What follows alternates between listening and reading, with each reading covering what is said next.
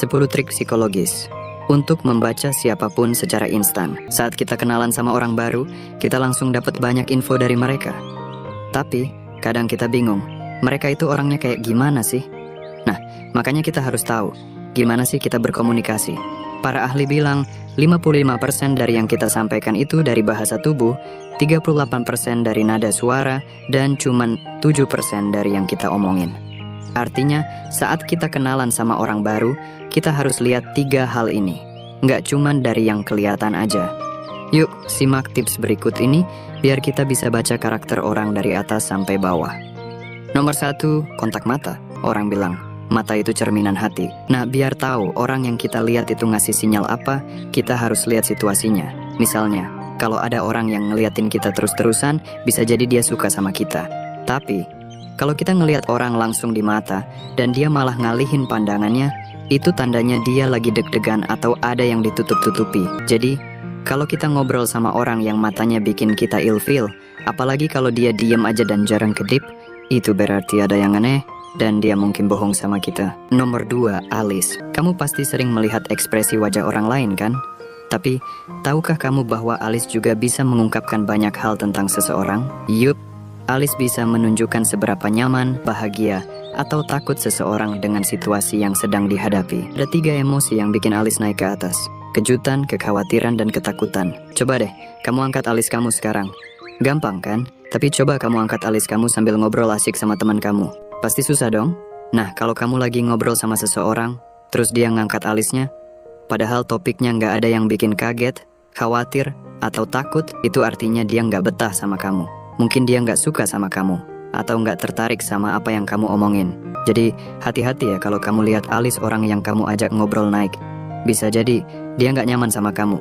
Nomor 3, senyuman. Senyuman itu bisa jadi palsu, tapi matanya nggak bisa bohong. Senyuman yang asli itu sampai ke matanya, bikin kulit sekitarnya berkerut-kerut. Banyak orang yang senyum-senyum aja padahal hatinya lagi galau. Jadi kalau kamu mau tahu senyuman orang itu beneran atau enggak, lihat aja matanya. Ada kerutan di sudutnya enggak? Kalau enggak ada, berarti senyuman itu cuma topeng aja.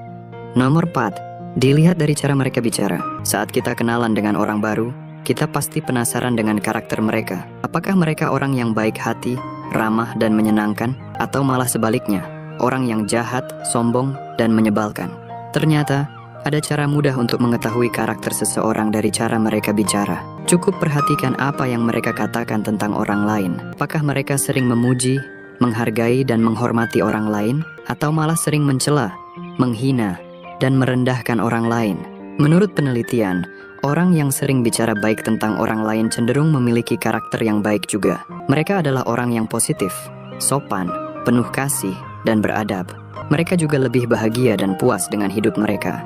Sebaliknya, orang yang sering bicara buruk tentang orang lain cenderung memiliki karakter yang buruk juga. Mereka adalah orang yang negatif, kasar, manipulatif, dan jahat. Mereka juga lebih mudah depresi dan menderita gangguan kepribadian. Jadi jangan mudah terkecoh dengan penampilan atau kesan pertama seseorang.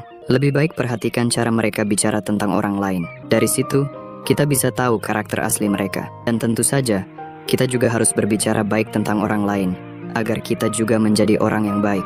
Nomor 5, parabahasa. Parabahasa, apa sih itu? Ini dia penjelasan yang bikin kamu makin pintar berkomunikasi. Parabahasa. Mungkin kamu pernah dengar istilah ini di sekolah atau di tempat lain. Tapi apa sih sebenarnya artinya? Parabahasa itu bukan cuma sekadar kata-kata, tapi juga cara kita menyampaikan sesuatu dengan nada, intonasi, atau gaya bicara kita. Nah, parabahasa ini penting banget loh buat kamu yang mau jago berkomunikasi. Soalnya, dengan parabahasa, kamu bisa tahu maksud dan tujuan orang lain dari cara mereka ngomong.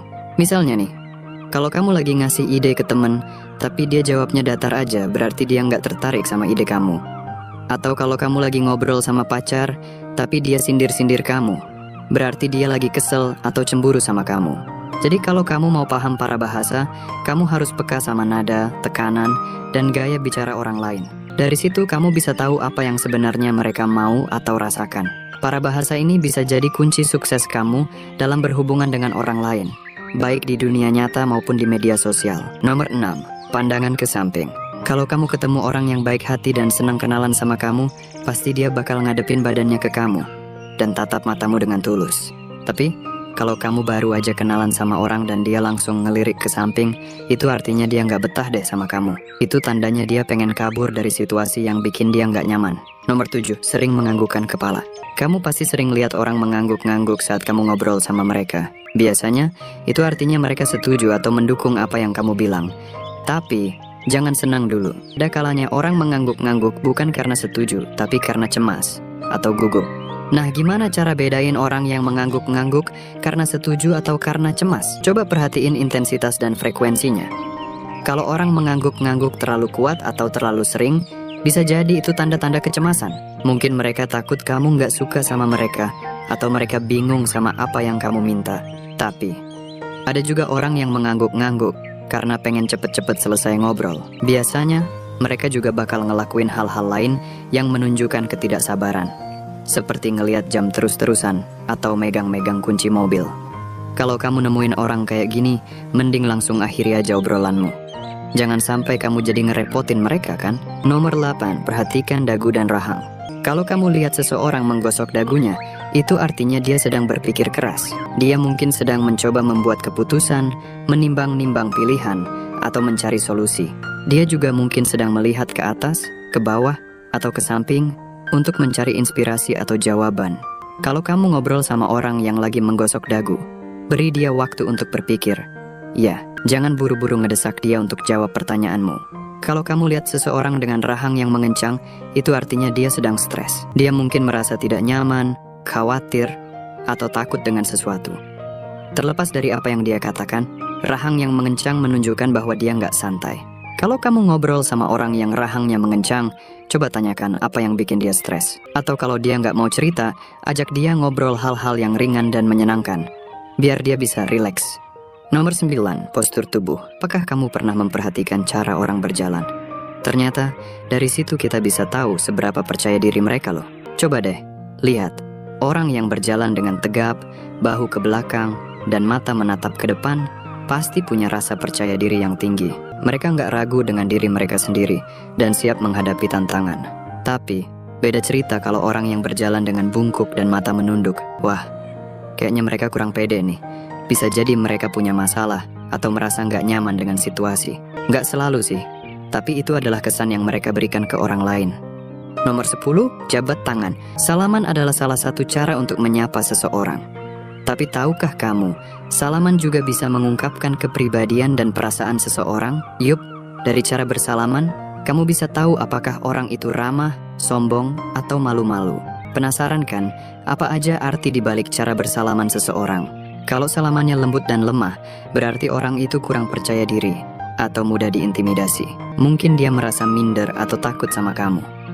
Kasihan ya, jadi jangan lupa senyum dan buat dia nyaman.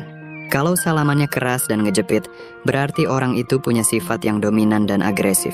Dia suka mengontrol dan menunjukkan kekuasaannya. Hati-hati ya, jangan sampai kamu terlalu takut atau tersinggung sama dia. Coba aja bawa suasana jadi lebih santai dan asik. Kalau salamannya lama banget, berarti orang itu aneh atau naksir sama kamu. Biasanya, salaman yang ideal itu cuma sekitar 3 detik. Kalau lebih dari itu, bisa jadi dia punya maksud tertentu atau pengen deketin kamu. Gimana? Seneng atau ilfil? Kalau salamannya cepet banget, berarti orang itu ada masalah atau buru-buru. Mungkin dia lagi ada konflik sama kamu atau orang lain. Atau mungkin dia lagi sibuk dan gak punya waktu buat ngobrol. Jadi, jangan maksa ya, biar dia gak kesel atau stres. Ada orang yang jago banget baca situasi, bisa ngerti maksud orang lain dari gerak-gerik dan omongannya. Tapi ada juga yang gaptek, butuh orang lain nyamperin dan ngomong langsung apa yang ada di hatinya.